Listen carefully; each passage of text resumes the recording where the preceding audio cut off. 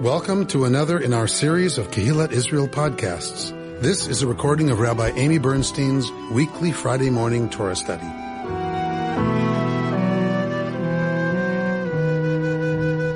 For the last few weeks, we've been setting the scene, setting the stage, and now we actually have this set of encounters that brings the Jewish people into being. Lech, Lecha, the call to Avram to set out.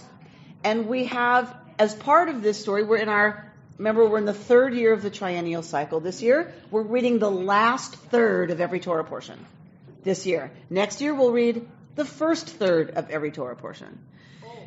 So, in reading the last third, what we have here is this amazing story of an encounter between a handmaiden and the divine.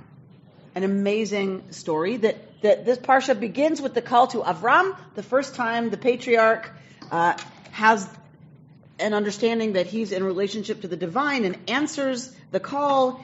Sarai, his wife, supports him in that. I would love to hear that conversation. Honey, an invisible voice has told me we need to leave everything we know and go somewhere. Where is that, honey? I don't know. This invisible voice says it will show me. I'll know it when we get there, right? So I would love that conversation. But what I really, really love is that at the end of that whole big chapter, if it's the first call, it's the beginning of the Jewish people, what we have is this amazing encounter in the midbar, in the wilderness. All right, so let's look at chapter 16. We're going to stay, as we tend to do in Genesis, we're going to stay close to the text because that's where the riches are. Rather than in a whole lot of commentary, we're going to stay very close to the text and explicate it together because it's a fantastic scene. 16. Somebody read this encounter, but not everybody all at once. Sarai, Abram's wife, had borne him no children. She had an Egyptian maidservant whose name was Hagar. And Sarai said to Abram, "Look, the Lord has kept me from bearing. Consort with my maid. Perhaps I shall have a son through her." And Abram heeded Sarai's request. So Sarai, Abram's wife, took her maid, Hagar the Egyptian, after Abram had dwelt in the land of Canaan 10 years, and gave her to her husband Abram as concubine. He cohabited with Hagar, and she conceived. And when she saw that she had conceived, her mistress was lowered in her esteem. And Sarai said to Abram, "The wrong done me is your fault. I myself put my maid in your bosom. Now that she sees that she is pregnant, I am lowered in her esteem. The Lord decide between you and me." Abram said to Sarai, "Your maid is in your hands. Deal with her as you think right." Then Sarai treated her harshly, and she ran away from her. An angel of the Lord found her by a spring of water in the wilderness, the spring on the road to Shur, and said, "Hagar, slave of Sarai, where have you come from, and where are you going?" And she said, "I am running away from my mistress Sarai." And the angel of the Lord said to her, "Go back to your mistress and submit to her harsh treatment." And the angel of the Lord said to her, "I will greatly increase your offspring, and they shall be too many to count." The angel of the Lord said to her further, "Behold, you are with child and shall bear a son. You shall call him Ishmael, for the Lord has paid heed to your suffering. He shall be a wild ass of a man, his hand against everyone, and everyone's hand against him. He shall dwell alongside of all his kinsmen." And she called the Lord who spoke to her, "Are you El Roi?" By which she meant, "Have I not gone on seeing after he saw me?" Therefore the well was called Beer Lahai Roi. It is between Kadesh and Bered. Hagar bore a son to Abram, and Abram gave the son that Hagar bore him the name Ishmael. Abram was 86 years old when Hagar bore Ishmael to Abram. There's our story. All right. Thank you, Richard. The story begins, this Sarai and Sarai, or but Sarai. Immediately we've got a disjunctive or a conjunctive, we're not sure, but it's not a standalone, right? It connects back to the fact that we understand this to be our story of origins, and we know that Avram and Sarai are going to be the parents of the Jewish people, but not yet. Instead, we get this other episode. So Sarai, Eshet Avram, Sarai, who is the wife of Avram, Lo Yaldalo, had not given birth to him, for him. Vela Shivcha, but she has a Shivcha. What's a Shivcha? A handmaiden. Mitzrit, Egyptian. Ushma Hagar. And her name was Hagar. Right. So, what is a Shivcha? How is that different from an Eved? How is a Shivcha different from a slave? Any ideas? Do they just work for women? So there's this very special relationship between the Shivcha and her mistress. Most of the commentaries assume that Hagar is given to, like, why is she an Egyptian handmaid? How does Sarai come to be in possession of an Egyptian handmaiden? Not the king who gave her. So Sarai was taken into the palace of Pharaoh. Do we remember this?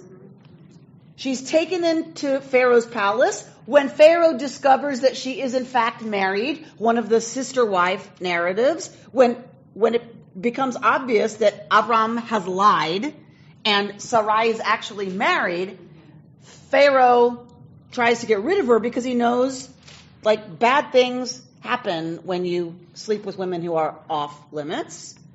And so, and actually we're told some things happen. And so Pharaoh gets rid of her and gives a lot of money to them to go on, take her, go, get out of here, right? So one of the things that she acquires at that point is, according to tradition, Hagar. Is that in Torah or somewhere else? We are not told we're told they're given servants, right? Male and female slaves. And so it's assumed Hagar is one of those. Where else would she have acquired, I guess the question is, Egyptian handmaiden, and why? So she's got a shivcha. She has a handmaiden. They've been together now how long?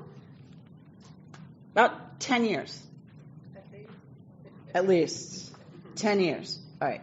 So we can't miss the play on words here when we say Hagar, right? What do we hear if we know Hebrew at all? When we see or hear Hagar? Yes. Thank you. We have to hear Hager. Right? Hagar, Hager. Hagar is Hager, the stranger. She is out of her element. She's out of her culture. She's out of her original situation. She's ger, stranger. She's shivcha. She is a handmaiden. She is with Sarai for a while. She's Egyptian. That's what we know so far. So Sarai says to Avram, what does she say? Hinena, right? God, behold, if you will, God has stopped me, miledet, from bearing. Bona el shivchati, come, therefore, please, into my shivcha, into my handmaiden, ulai ibane mimena. And perhaps, what does your translation say? I love this. What does your translation say? Perhaps what? Perhaps, I'm sorry. I was looking. Perhaps I shall have a son through her. Okay, perhaps I shall have a son through her. Nowhere in the Hebrew. Not there. Lisa, what does your translation say? Perhaps what? Perhaps I will have a son. It is started saying the same thing, but there were many things that were different. Love that. Okay. Nowhere is it in the Hebrew. What does the Hebrew say? Come into my shivcha, ulai, and perhaps ibaneh mimena. Ibaneh. We had baneh last week in the Tower of Babel story. What is baneh? Yes. So what is she saying? Ulai ibaneh. That aleph is I future. Perhaps I will be built mimena from her.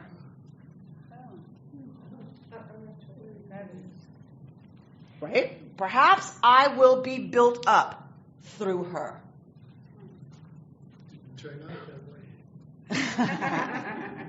that way. You're exactly right, Ruben. It does not turn out that way. That's what. Which, That's right. which is why it says perhaps. Love that. All right. So this is very important. Sometimes I just pick on it because I pick on it. But this is really important. Because if you don't have this translation, you miss the point of the story. Perhaps I will have a son through her. Yes, that is what it ultimately is getting at. But notice the language. The language doesn't say son. The language says, I will be built up. This is about Sarai and her status.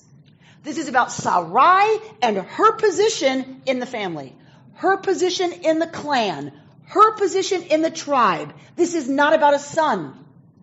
I mean, ultimately, yes, it's going to take a son for that to happen. But do you hear what I'm saying? Do you hear the difference in the Hebrew's focus? The Hebrew's focus is Sarai is saying, this is about me, my status. That is achieved through sons.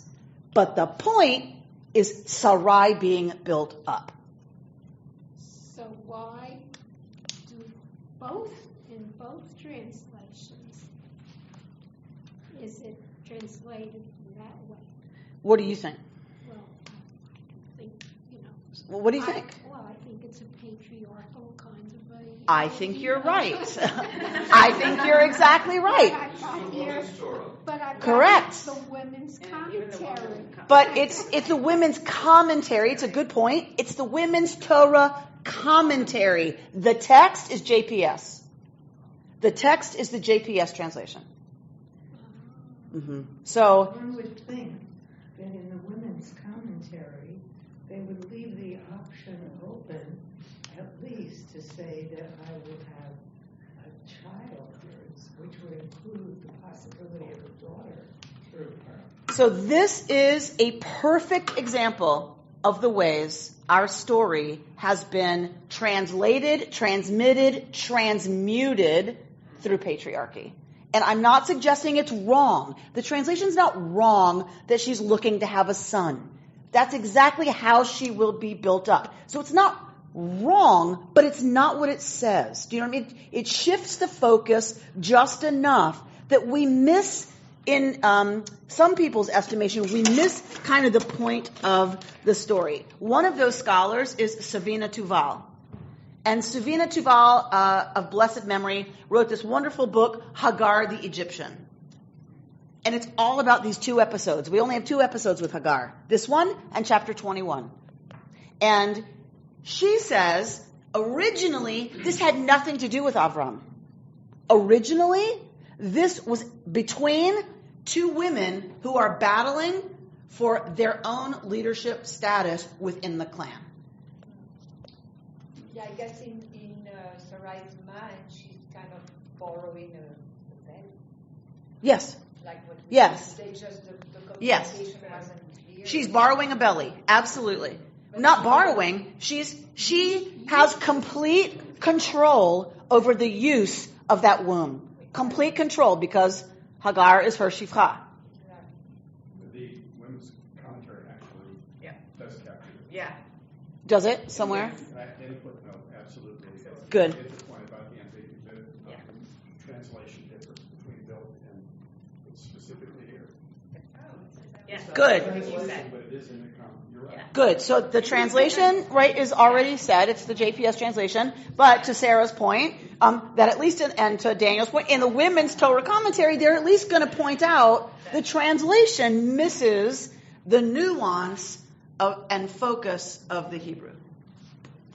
So I don't know if it's going to be clarified, but It will. Something happened in the miscommunication or something. That's exactly where we're going next. So this year, I've studied this text, as you can imagine, a long time. I've taught this text at the university level when I taught women in the Hebrew Bible at the university. I've taught this text many times. This year, I'm choosing to read the text through the eyes of Savina Tuval. Because I think it was the first time, first of all, I actually sat and slogged through every page of her book about this episode. And I'm convinced by some things that she argues. One of the things she argues is, where is Sarai from? What are the laws and rules and cultural norms that informs Sarai? She's from Egypt. Hagar's from Egypt. Hagar's from Egypt. Mesopotamia somewhere. Yes. That's where Abraham came from originally. They come from Mesopotamia. They don't know from Israelite anything. Their context is Mesopotamia, ancient Near Eastern Mesopotamian law. If we look at that cultural context, it is completely normative that someone who does not have children would take a slave and through that slave have a child. This was completely normative. We have, in the Code of Hammurabi, we have situations where there is a priestess who is childless, because priestesses were supposed to remain childless. But when it comes time for them to die, somebody's got to pour out the libations, in their memory. Ancestor worship was very important in that culture. Who's going to do that for me when I'm gone? Who's going to say Kaddish for me? So they would adopt a child who then is obligated to say Kaddish. Well, I'm obviously using that as a euphemism because that's what works. That's what gets us in the kishkas. Who's going to say Kaddish for me? Libations don't exactly mean a lot for us. But who's going to do that for me? They would adopt a child knowing that they needed someone to do that for them when they were gone. Slaves, you used their muscle, you used their labor, you used their ingenuity, and you used their womb. It was no different. So it's common that you would have this adoption of a child that you are entitled to as yours, A, because it's a slave, and or because, you just adopt the child after it's already born. I'm going to be probably talking a lot today because I'm a doula. Yeah. But you said that she was not exactly a slave. So there seems to be a difference between shivcha and eved. So thank you for bringing me back to that point. There's a difference between a regular slave and a shivcha. And it seems that shivcha is a closer relationship. It is more a relationship of equals.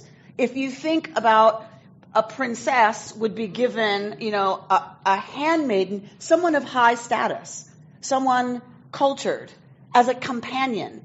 Now their status is slave because they were conquered, their people were conquered in a war. But presumably a shivcha is a member of the household, is very close to the,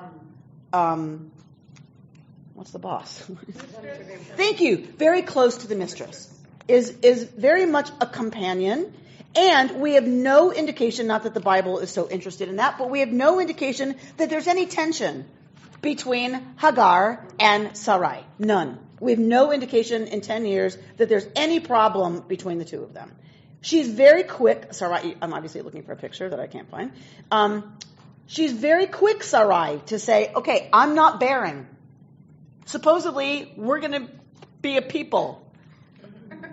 I'm in my 90s. How's that going to happen? Right? Or my late 80s. 86, Avram is at this point. So how is that supposed to happen?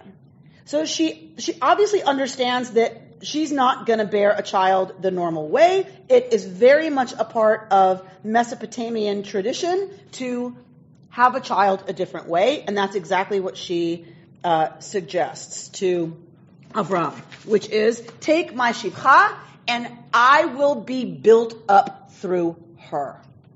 Okay? Well, the very fact that she is suggesting it rather than Avram suggesting it says it's for her. And I never realized that she was the one who suggested it. Right? Right? Because often we see these stories from through a patriarchal lens, which they were told through a patriarchal lens, and then we have patriarchal interpretations of them. If we go back to the Mesopotamian tradition, Sarai is looking for an heir for herself, not for Avram. She wants an heir for herself. Her fortune would have been matrilineal, matrilocal. It would have gone through the mother. She's looking for perhaps a daughter, right? She's looking for her heir. Okay. So she says, I will be built up through her. What happens? Vayishma Avram lekol Sarai. And Avram listens to the voice of Sarai. Notice it doesn't say he obeys what she says. He listens to her voice. The rabbis have a lovely interpretation that says Avram listens to the quality of her voice, her pain. He's not listening to her words. Or obeying what she asks or fulfilling her request. He listens to her voice. He understands that she is in pain, that she's in desperate need, that she is longing, and that's what he responds to and fulfills the request. Vatikach Sarai eshet Avram et Hagar hamitrit shivchata, right? Miketz 10 shanim. So Sarai takes, right? She has the power to take. Hagar is in this case, an object, a vehicle. She takes Hagar, the Egyptian, her handmaiden of 10 years, right? To be with Avram. Vatiten otal Avram isha. She gives her to Avram as what? Isha, as a wife. Wife number 2. All right, that right there is important. It seems she has the power to make this happen. Hagar doesn't have a choice. It also says that she's given to Avram as Isha, as a wife. These are sister wives. Her status in some ways has been raised. She's not just used as a tool and then thrown away, right? She becomes Isha to Avram. That's a big change in the family system, right? Vayavo el Hagar, and he came into Hagar, vatahar, and she conceives. It seems pretty fast, right? It doesn't say, and 17 years later, right? It doesn't seem that this is a long-term cohabitation. It's like, boom, he goes in, she conceives, which means, A, it's miraculous. It's got to be. This is a hero story. This is the birth of the hero. This is Isaac. This is our patriarch. It's a hero narrative. The hero is always conceived in some kind of, right, magical... It's Ishmael. Oh, sorry, right. This is Ishmael. This is, it is a hero story for some people, right? This is going to be, he's the progenitor of another people. Yitzchak is also going to be a miracle story. It has to be, because he's our guy. He's our patriarch. He's our, right? So that's going to be a miracle story also. This has to happen in a miraculous way if these are going to be, hoo-ha, people on the scene. Ishmael definitely is, as we're going to see. All right, so, thank you for the correction. So she conceives pretty quickly, and she sees that she has become pregnant. Yeah? V'takel gvirta be'eneha. And her giveret, her mistress, becomes what? Object of scorn. Interesting. Object of scorn. I love these translations. The Bible tells it so clearly. Right? What is kal in Hebrew? Ah, that's a kaf, not a kuf. But but it sounds the same. That's kahal. But this is all good.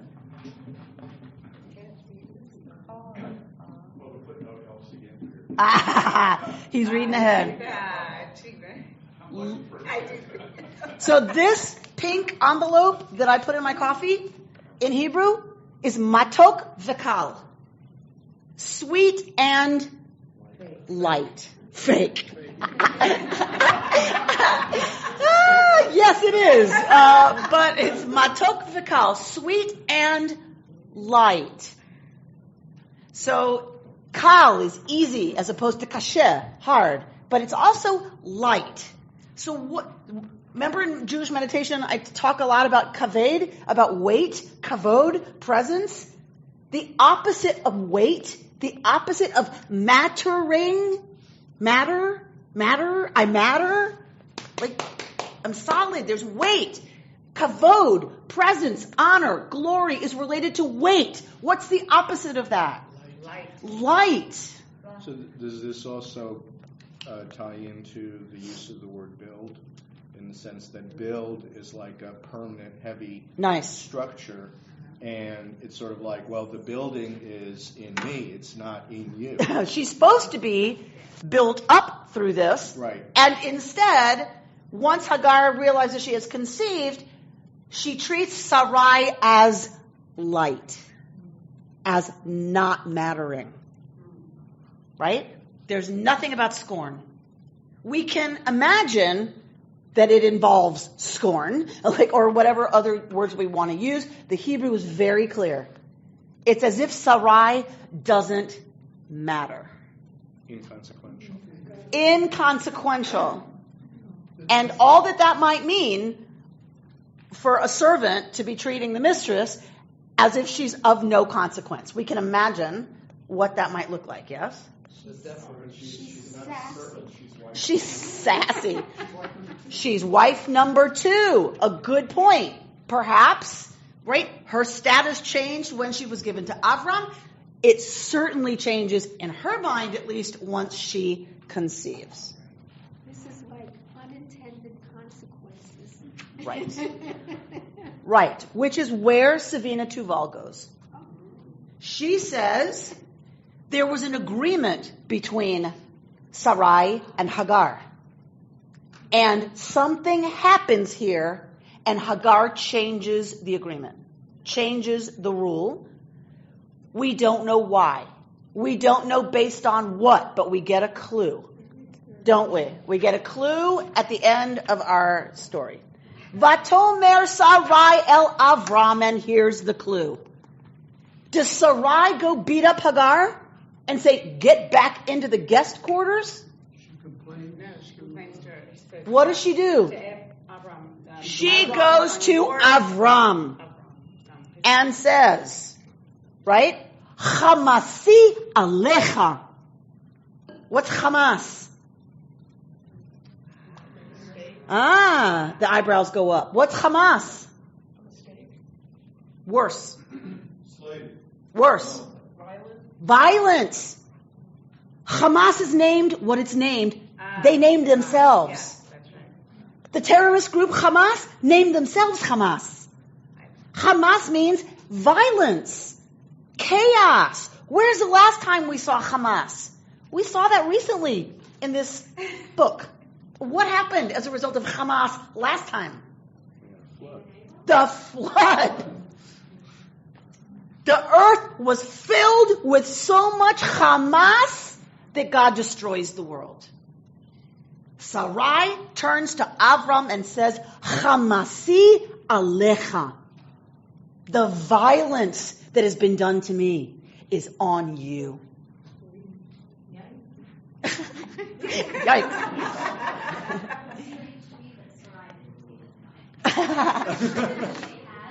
She's got to know that status has to do with having a child, and that she set this whole thing up, and that she didn't. Well, maybe Abraham did not obey, did not follow through the way he should have. So this is Savina Tuval's conclusion, exactly what Diane said, because you're right. Otherwise, it seems a little obvious, unless Avram has done something that has abrogated the agreement between the women. He's done something that has changed how Hagar sees Sarai, and and you know Torah is really not about perspective. Torah is about behavior. She treats Sarai differently, as if she's of no consequence, and she doesn't blame Hagar. And obviously he's the one who has the power.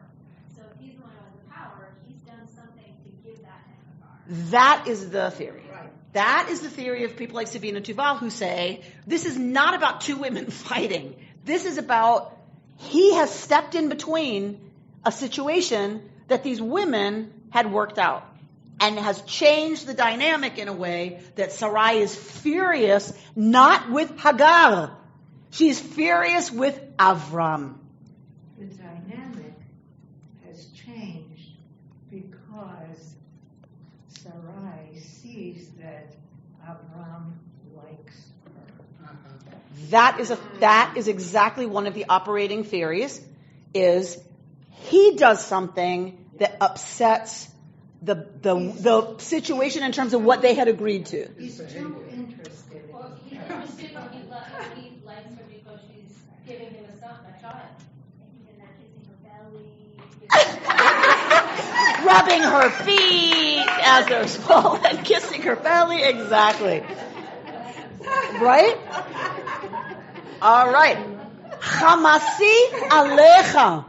My suffering, the violence being done to me, alecha, is on you.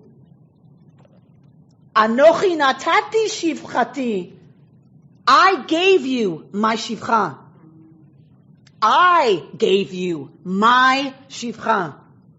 And now that she sees, right, that she has conceived, right, I am lowered in her eyes. Va'akel, I am insignificant. I am lightened. And I don't mean light and dark, right? Light as opposed to heavy. Like in her eyes. Yishpot Adonai beini uveinecha. Let Yud He Vav He judge between me and you.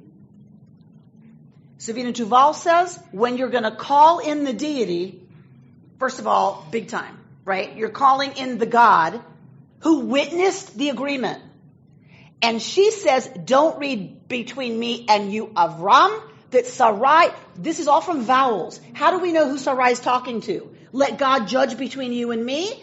We know that she's talking to Avram only by the vowels. In the Torah text, there are no vowels. And Savina Tuval says, don't read beini uveincha, between me and you, Avram.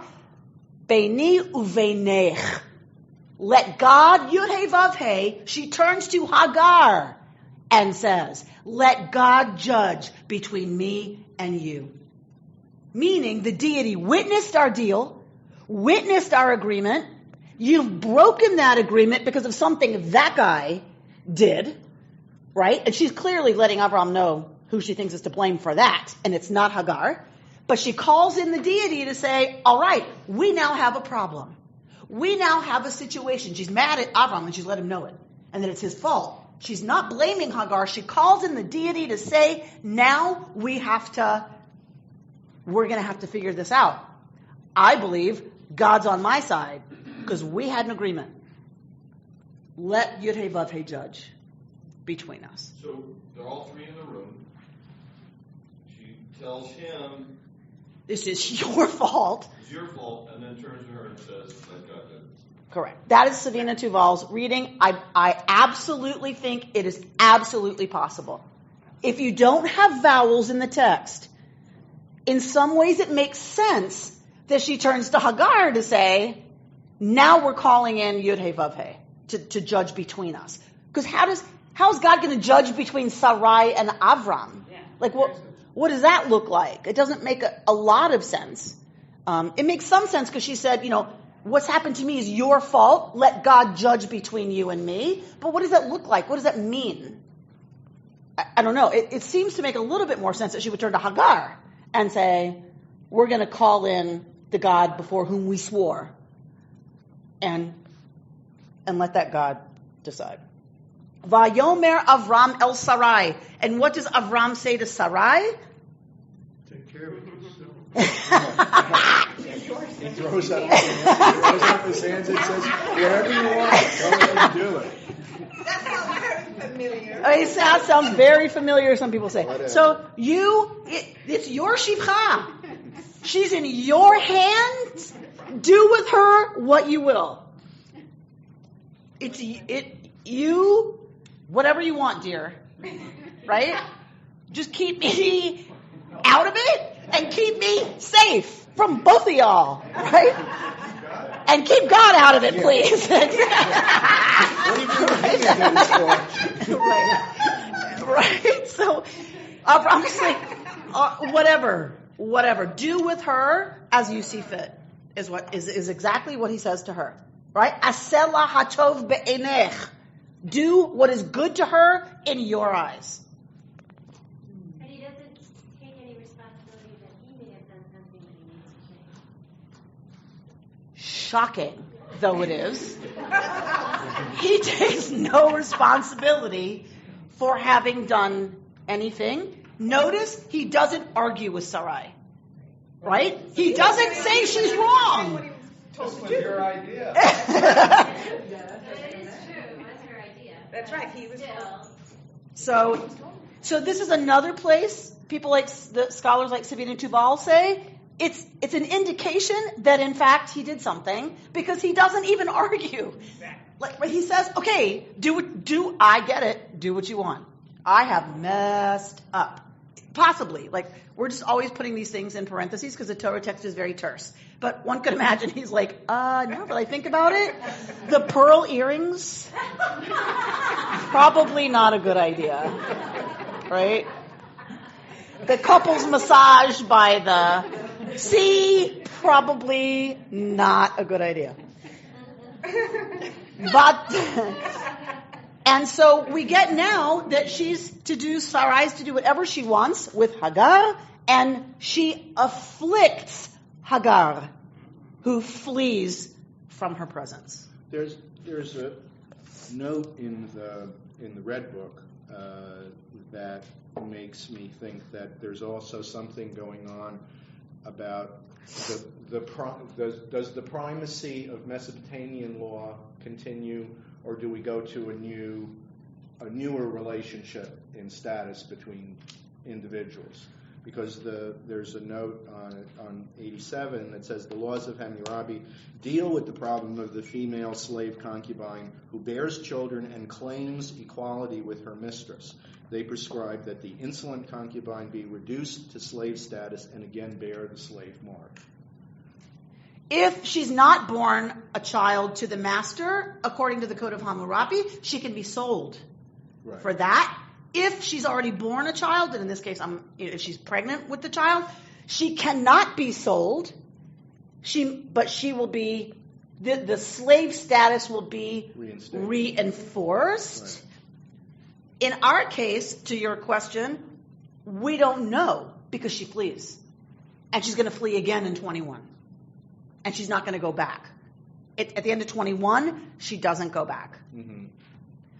So it's an interesting question. And when we get to 21, I'm not sure if we're reading it on the triennial cycle, but she becomes a matriarch. Right? Yishmael becomes her heir, and she becomes the mother of a people. Exactly right. But we got to get through this. Wow, what happened to the time? All right. So she runs away from Sarai. Now we can't forget that affliction, oppression, This is Sarai doing this to an Egyptian. What are we going to see at the beginning of the book of Exodus? Egyptians afflicting Israel. The Egyptians afflicting Israel. Same word. The same word used here, what Sarai does to the Egyptian, is exactly the word that's going to be used for what the Egyptians do to the Hebrews. So she flees, and what happens? Vayimsa malach Adonai. And a malach of Yud Hey Vav Hey finds her. Where does the malach find her? Where is she? Of course. Of course she is. She's Bamidbar. She's in the wilderness. Because this is where these kinds of things happen. In the liminal places. Hagar is out of place. She's in the open liminal space of the wilderness. Right? She's not in her usual station. She's not in her usual situation. And my classmate, good friend, and colleague, Rabbi Tova Spitzer, wrote an article, Where Do You Come From and Where Are You Going? Hagar's encounter with this malach, according to my friend and colleague Toba, says that it's important that it happens in the Midbar because this is where she is not actually Shivcha. Right? Because she's out of complete context. She's dropped into the middle of nowhere. And in that place, right, the angel of the Lord, as your translation says, found her by Ein Hamayim. By what? A spring of water. What does water always symbolize and mean in Torah? Life, something good. Nourishment. Being able to sustain oneself. Of course that's where it's going to happen.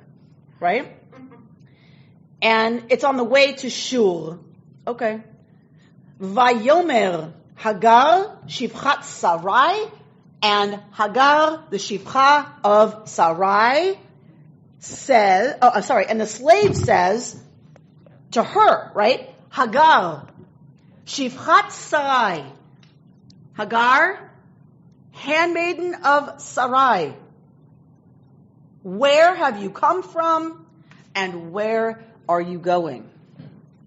And she said, I'm running away on account of my mistress, Sarai. This is the first time Hagar is addressed by name. And it is by the Malach. This is the first time we have an encounter with a Malach in Genesis. Who is the first person? I love this. Who is the first person to encounter a Malach?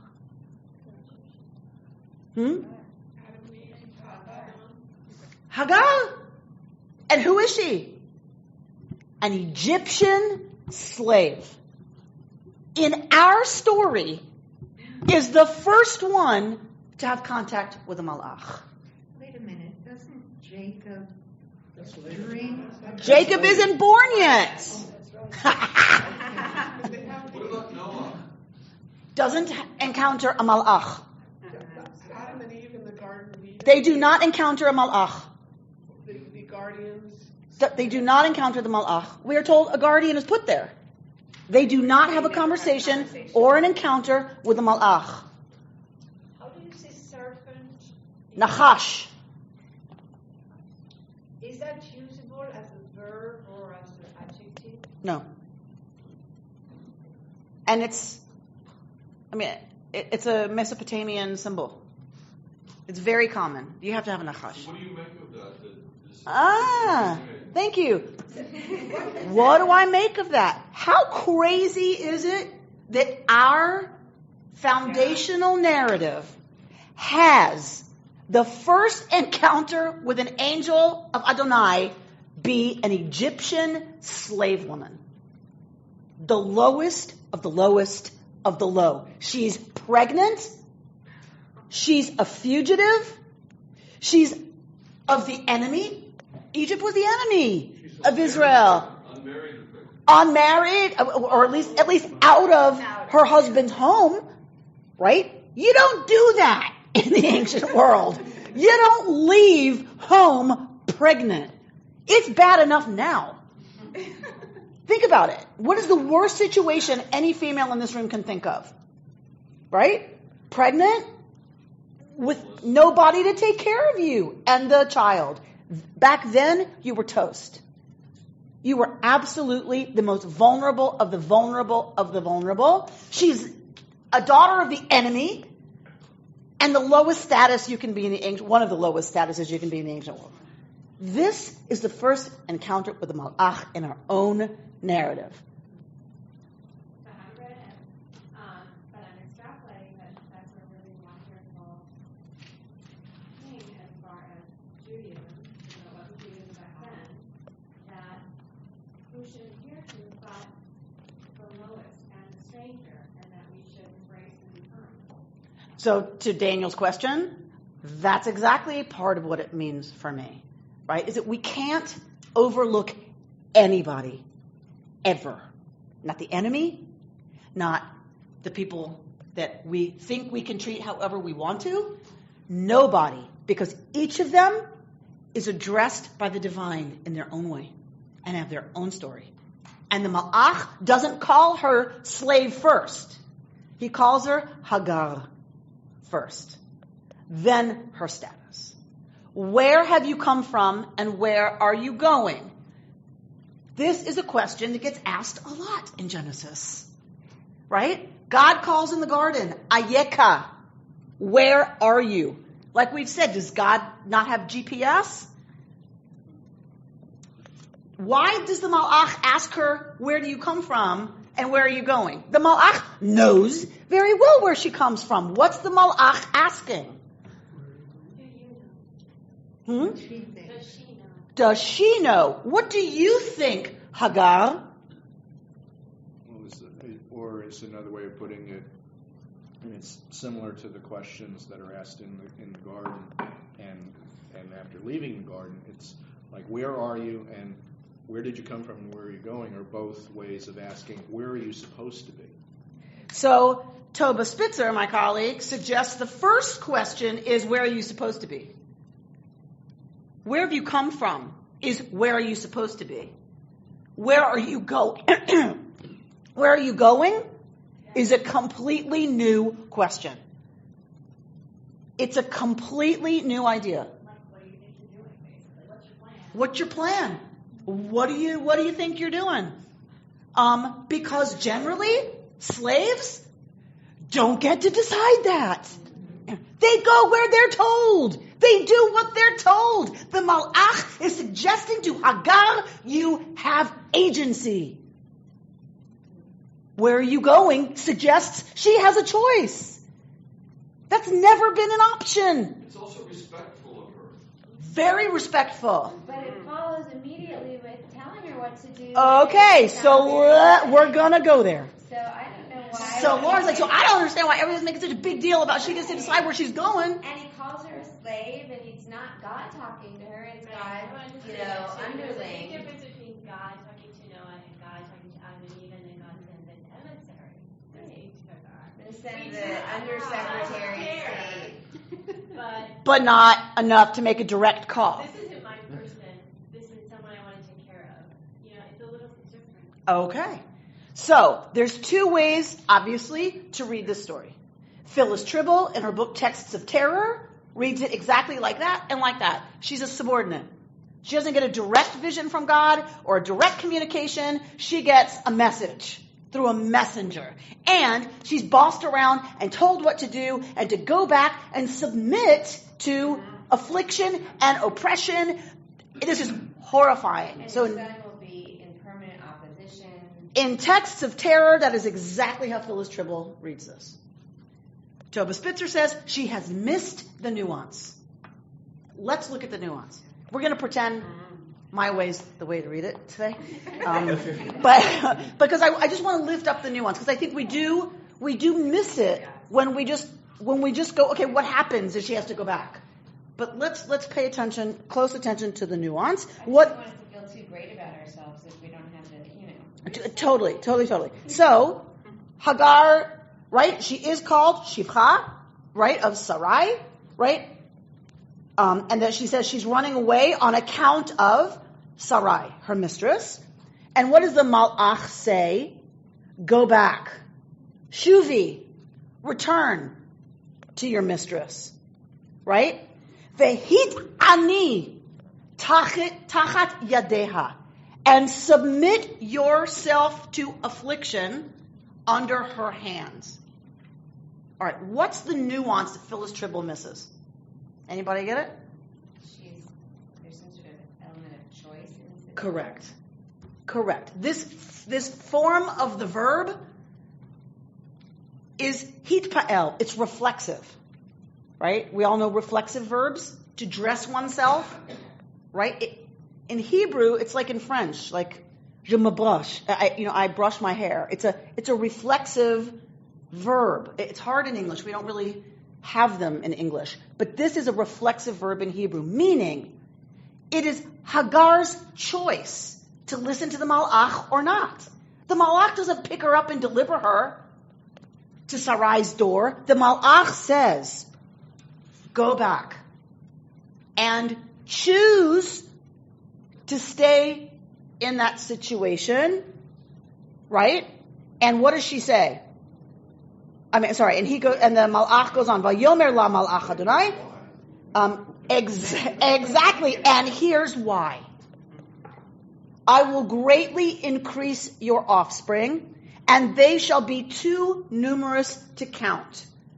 Does it say, I will greatly increase Avram's offspring through you? No, because we've read chapter 21. We know she leaves. The child and its offspring really don't have much to do with Avram. That leaves the question, what is this story doing here? Reuben, I love you so much. What is this story even doing here? Right? Because it's a little crazy, isn't it? Because this has nothing to do with our patriarch. It has nothing to do with how we become a people. It has to do with Hagar having a son, and through him having offspring too numerous to count. Who's the last person who got this promise made to them? Avram. She, right now, has the same status as Avram. Getting promised offspring too numerous to count by the divine. It's the same issue, isn't it? Which is a matter of faith. Do you have faith or not? So certainly one way to look at it is, okay, do I believe this Malach? Okay. Do I have faith that I'm going to go back and allow mistreatment at the hands of my mistress because I believe this? Generally, the folks who encounter a Malach believe it. Right? They're convinced. Right? Abraham went to his wife and says, guess what? Right? So at least my sense of it was there's a real parallel between those two decisions made by these people. I think absolutely. But the practical decision actually anticipates what's coming, which is, look, you're pregnant. What are you going to do out here in the woods? It's a false choice. I mean, to say that there's a choice at all. Okay. Because she's totally vulnerable, out in the woods, pregnant. And go back where you're safe, where your baby will be, So, but what I want to be clear about, it's not the Malach who sets up a false choice. Hagar did that. When Hagar left pregnant, she set up what are her options? And actually Savina Tuval points out none of these people have choice. None of them have a choice. Sarai is barren. That's not her choice. Hagar has no choice about getting pregnant and or having to go back, because what is she going to do? And Avram certainly has no choice. He's really stuck, right, in some ways, in the whole situation. But she cannot go back to Egypt, to her family?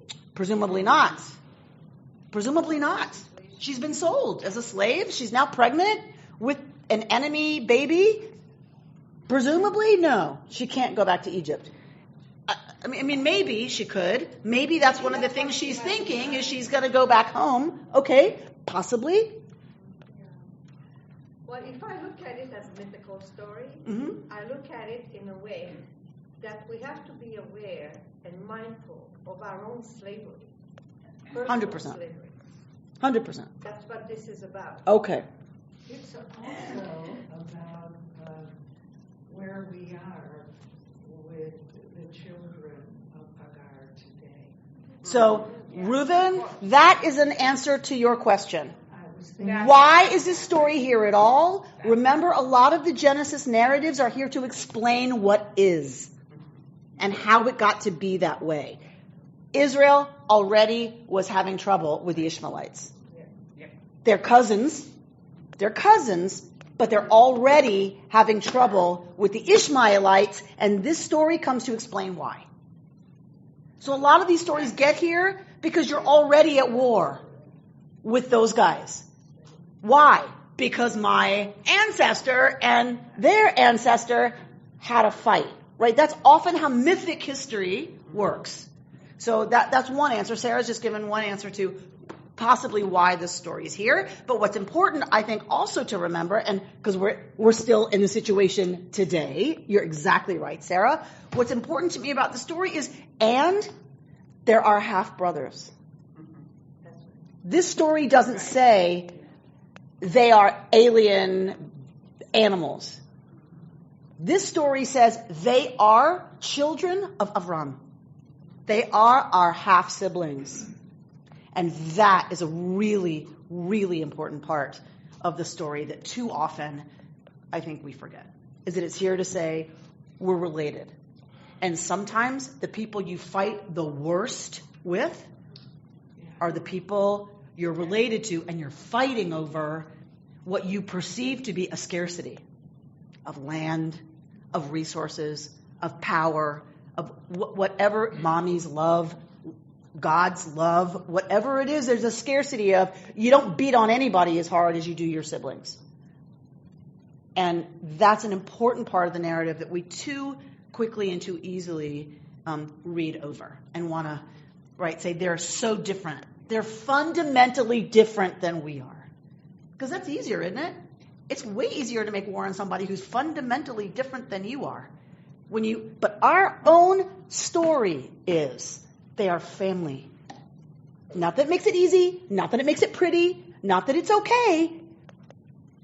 They're not entirely other than you, Israelites, descendants of their cousin. So, I was just wondering, okay, first of all, it doesn't seem like Hagar had it so bad when she lived with them, because it seems like Sarah, just shows that she has really good character. It seemed like they were both people of character that Hagar was living with that weren't going to be abusing her in any way, I think, right? We're told that Sarah abuses her. She afflicts her. It's what the Egyptians do to us in Egypt. That's the same verb. Sarai is not being nice here to Hagar in any way. But before that, she probably was. It seemed like that seems had a relationship that she could trust, and she could be with Abraham and not feel threatened by her. That is absolutely one read. Absolutely. But then it seemed like, why does God have to make the promise to her as opposed to just going back and... So we're going to go there. Yes. Probably just my ignorance about Islam, but so in this story, God is saying to Hagar that her son will generate a multitude of people, but he's not saying, and I have a covenant with those people. He's saying to Abraham, your children I have a covenant with, and your, right? So how did Hagar and Ishmael, how did they become Islam? Like, when does it come into the picture that they have a separate understanding of religion? You know what I'm saying? Like, they're out there in the desert and they're called Ishmael, but when do they become... So that is about the history of Islam. Right. That's a whole another, but the short answer is Islam chooses to read itself into this narrative. The question isn't when do Hagar and Ishmael become Muslim. The question is, what's up with Islam choosing to see itself as a descendant of Ishmael from this story? Right? They adopt this narrative and read themselves into the history of Hagar and Ishmael. Now that would be an interesting class that I'd be happy to teach. Right? But that's how it happens.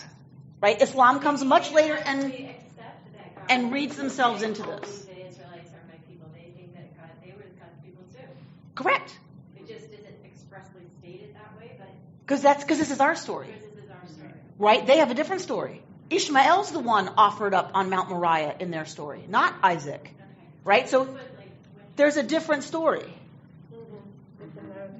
Okay.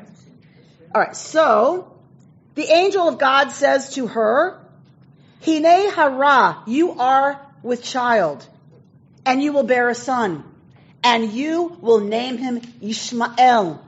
What does Ishmael mean? God has heard. God has heard. And you will name him, not Avram, not Sarai. You will name him. Meaning, he's going to belong to her.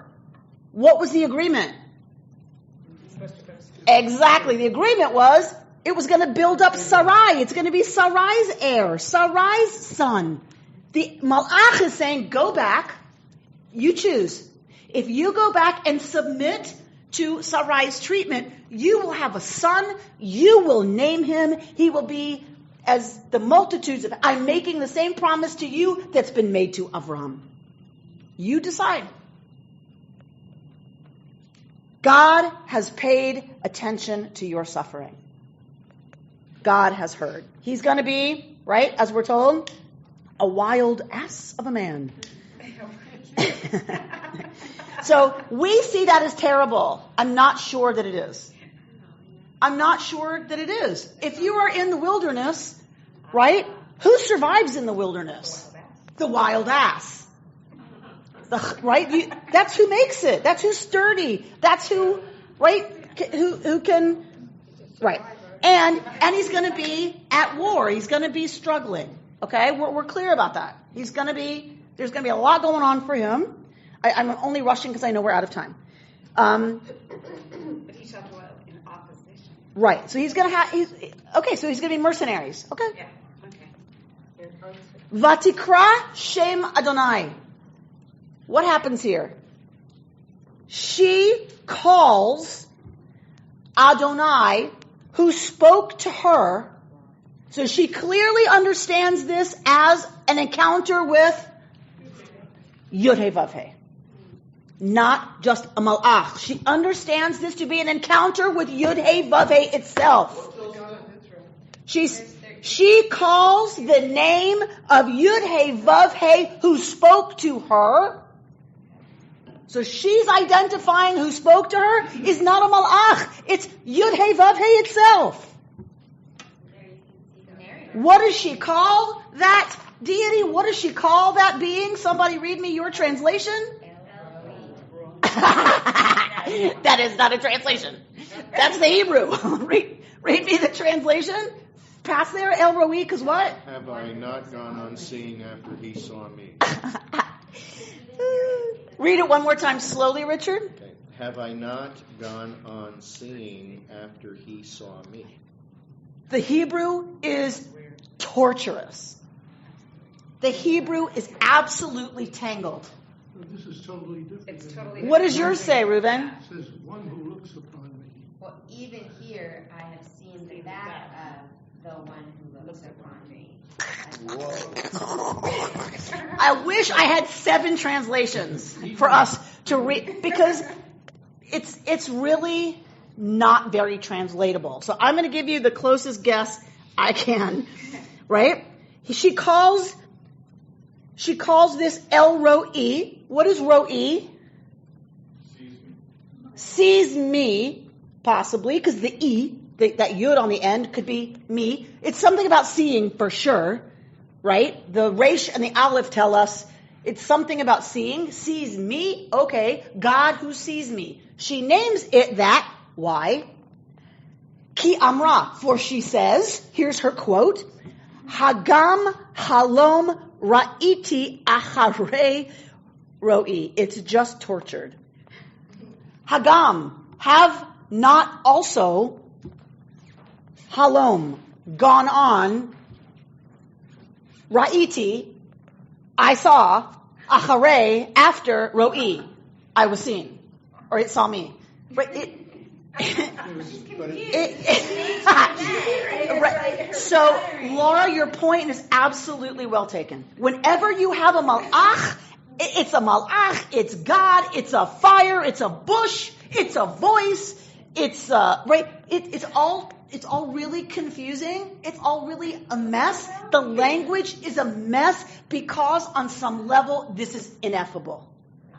This is the very mess of the text is reflecting an encounter that is really not explicable. Yeah, exactly. Also grabs it.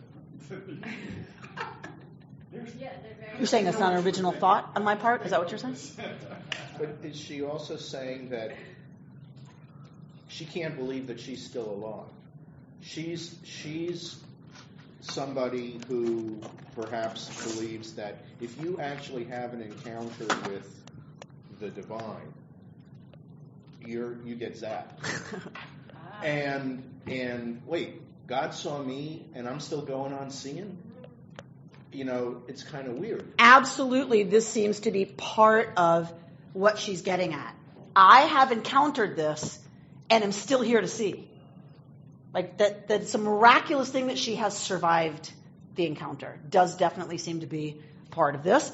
Definitely something about seeing and being seen. Are slaves seen?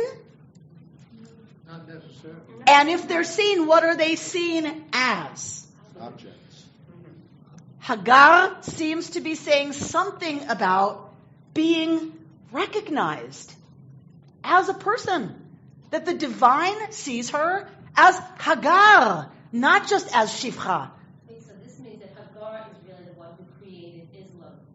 With her epiphany of seeing God and raising a child to follow that out. For Islam, yes. Yeah. In our story, it has nothing to do with Islam. She created a son after her God experience. Yes. Yes. She becomes the mother of a people. Yeah. The same way Avram is promised that. And she does not stay in his household.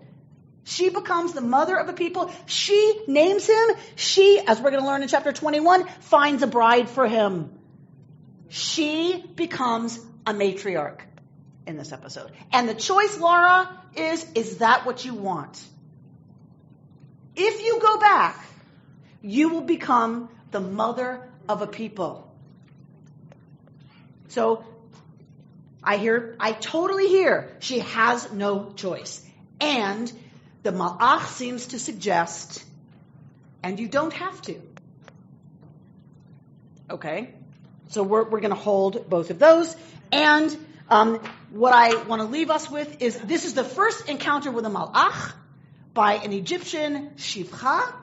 She names God. She calls God El Roi because blah, blah, blah, blah, blah, blah, blah, however we want to translate the blah, blah, blah. She names God. In our foundational narrative, to have this be one of the first encounters with a Malach, someone naming God, that it is someone out of place, out of her station, out of context, right? Fugitive, Egyptian, pregnant, slave woman, I think is absolutely remarkable.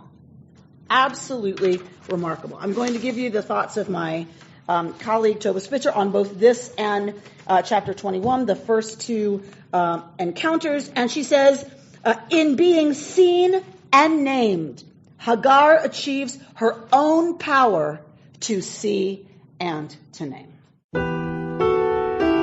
You've been listening to Rabbi Amy Bernstein's Friday morning Torah study from Kehillat Israel in Pacific Palisades, California. For more information, go to our website, www.ourki.org.